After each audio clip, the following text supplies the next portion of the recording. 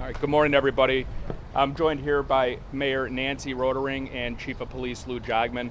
My name is Chris Covelli, C-O-V-E-L-L-I, and I'm the spokesman for the Lake County Major Crime Task Force. This morning we're going to provide you with some updates about where the investigation has led thus far, where we're at, and where we're going to be moving forward. So over the past 24 hours, there's been a significant amount of information obtained by investigators, and this consists of the extremely hard work by Highland Park Police, the Major Crime Task Force, State Police, ATF, and the FBI. Everybody has been collaborating very well to further this investigation. The community has been absolutely terrific as it comes to reporting information that they have, things they may have witnessed, things they may have seen, turning over video that has really helped us further the investigation and aid investigators. One point I just want to clarify is Robert Crimo III, he's 21. He'll be 22 in September of this year, and he's a resident of Highwood. So throughout the past 24 hours, investigators have spoken with numerous witnesses, some of the survivors. They've had the opportunity to review numerous video clips, both from cell phone video recordings and fixed cameras in the area, and they've conducted a number of other follow-up investigations. And based on where we're at this point in the investigation, and some of this is still preliminary, so is subject to change as we keep moving forward, but we do believe Crimo pre-planned this attack for several weeks. He brought a high-powered rifle to this parade.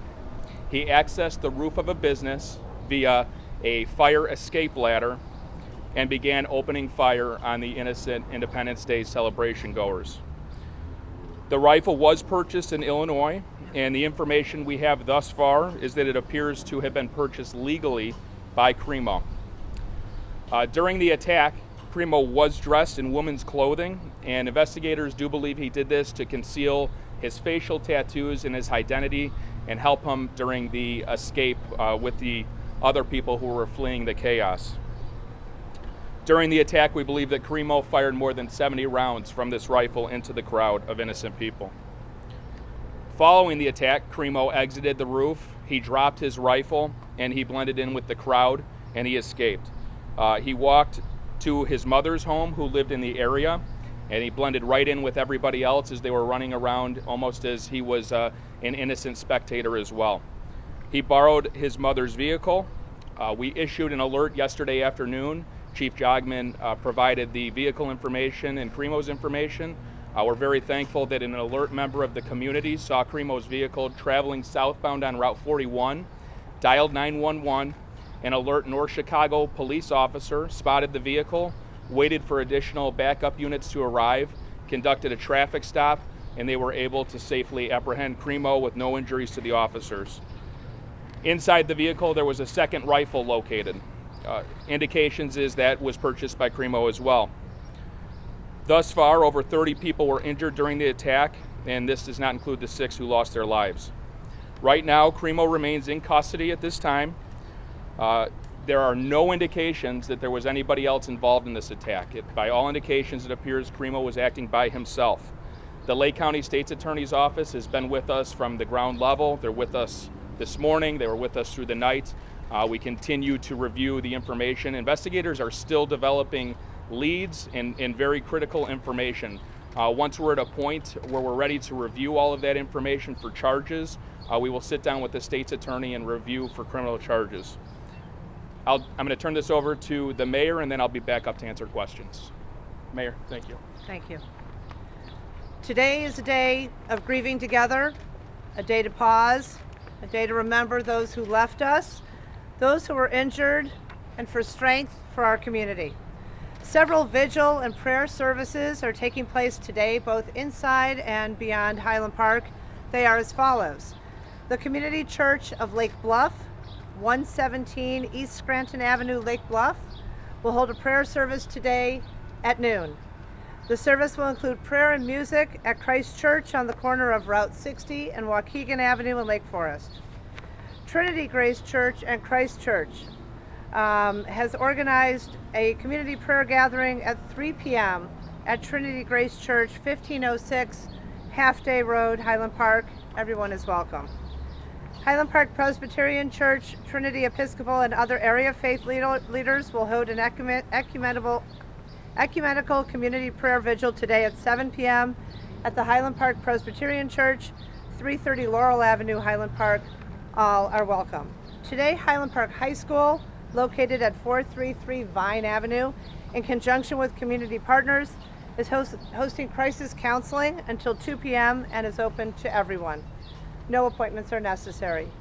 Additionally, a Family Assistance Center will open tomorrow, July 6th at noon, to provide support services and crisis assistance to those who were directly impacted at the parade. The location and hours of operations are pending. We'll get that information to the community as soon as we have it. Please go to the city website for more information. The Highland Park Police Department, the American Red Cross, and the FBI Victim Services Response Team are assisting with additional partners. The teams will engage with victims and families to assess their immediate needs and provide crisis intervention and other forms of emergency assistance. Anyone who is a victim of the incident and is in need of support can call 800-CALL-FBI. I know what a generous community we are a part of, and we are overwhelmed with the amount of support offered not only from those in Highland Park, but the surrounding region and throughout the nation. Thank you. For those who are looking to donate to victims and in support of the community, we ask that you be mindful of potential scams on GoFundMe and other fundraising avenues. This afternoon, we'll share additional information on the city's website regarding how to donate to the victims, survivors, and those who support the community. For all who have reached out with offers of equipment, food, and professional services, we thank you. Thank you all for coming out today. I'll now turn the mic back to Deputy Chief Cavelli. Thanks, Mayor.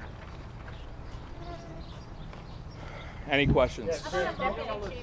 Can you tell us about the motivation? Is the suspect cooperating? Is he answering questions? And what more are you learning about the motivation either from him or from his online footprint? At this point, we have not developed a motive from him.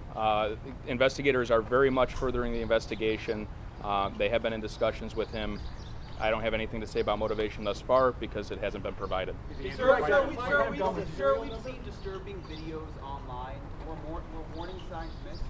The question was, there's disturbing videos online that have been seen. We are reviewing those. Those are going to be a part of any investigation efforts by our task force investigators, Highland Park Police. We'll look at them and we'll see what they reveal. Chris, could you give us an idea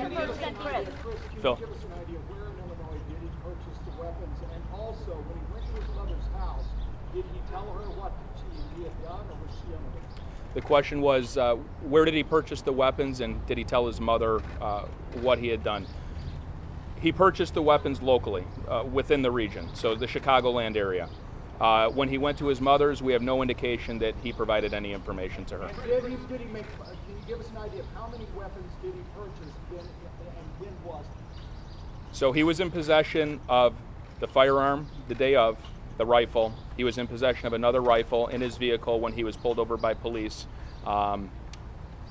He also had other firearms that were recovered from a residence that he was living in Highwood. Chris, were all in his name? They were in his name. And all legally purchased? They were legally purchased. Chris, his level of disguise, right? So how did you guys identify him at this point? I mean, clearly there was a lot of planning. Do you have an idea when he placed himself on the roof? Like, is there a timeline? So we are working on the timeline, and we don't want to come out with inaccurate information on timing. One of the asks that we have is members of the community, if you have any video of this individual that is walking toward the parade, at the parade, potentially on the roof or exiting, to please call 1-800-CALL-FBI.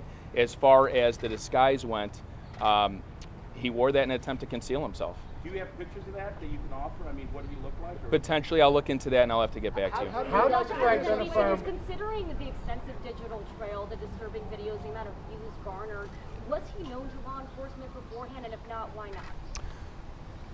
I can't get into that right now. There have been some law enforcement contacts, nothing of a violent nature. I can't get into the specifics of the context of that. And how many rifles?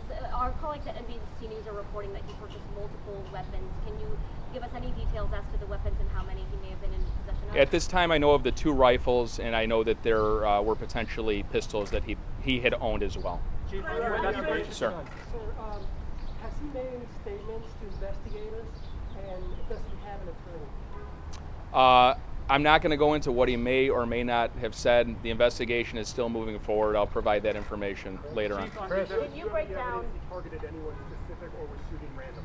Shooting appears to be completely random. Is it possible he chose the community because of the high population of Jewish people? I know people are concerned that it was an anti-Semitic attack. We have no information to suggest at this point it was racially motivated by religion, or any other protected status. And Chris, a with all follow-up the about all the gun videos that purchase appeared on...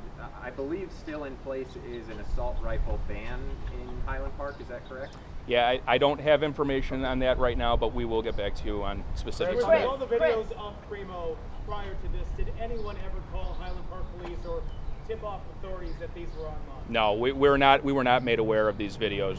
Chris, how did you identify him as a suspect? Through surveillance video or by tracing the gun? So investigators did a really good job. The ATF was phenomenal yesterday. They expedited a trace of the firearm. That was a major investigative lead for us. In addition to that, the witness statements, the videos that we obtained from people that turned them in, and the businesses, they all helped us tremendously. Can you break down the number of injuries, not the deceased, and can you also then further break down how many of those were gunshot victims and how many of the injured were not gunshot? The information I have right now is that all of those that were either transported to the hospital or self-drove themselves to the hospital were injured by gunfire. So over 30 individuals that were injured by the gunfire, and they went to the 3 hospitals we mentioned yesterday. Do you have any more info on the ages? As a woman, how were you able to identify so early on that you were looking for a male? He was identified by a number of, there were police officers that were able to recognize his photo once it was revealed, and that helped tremendously. So Chris, can you help us to understand, when you say you know he was dressed as a woman during the shooting, is that based on photographic evidence or what eyewitnesses have said? And also, can you tell us what type of weapon was used?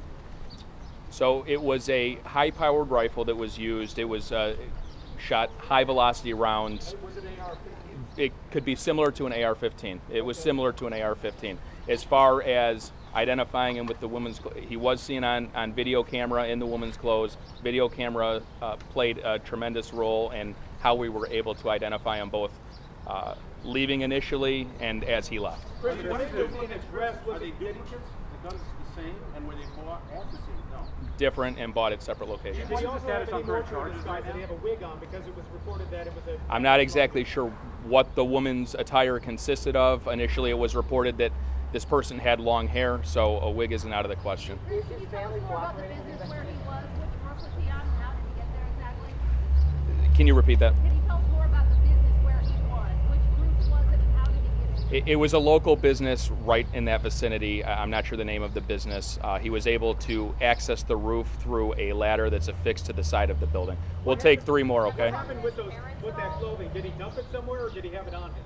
Have you talked to his parents at all? We've talked with teachers who he was with in elementary school that have contacted his parents several times saying there were issues with him as a teen and a young child growing up. What type of Sure. cooperation? One of the things that is important to remember here is the diligence and investigation. We're going to reach out to everybody we possibly can that has information, firsthand information about him, whether that's family members, teachers, friends, whoever it is that has information. But it does take time. It takes time to gather who may know him, who knew him in the past, teachers. That is something that task force investigators are working on. They've interviewed a number of people thus far, but please keep in mind we're 24 hours in. There's a lot of work to be done here. We're not done.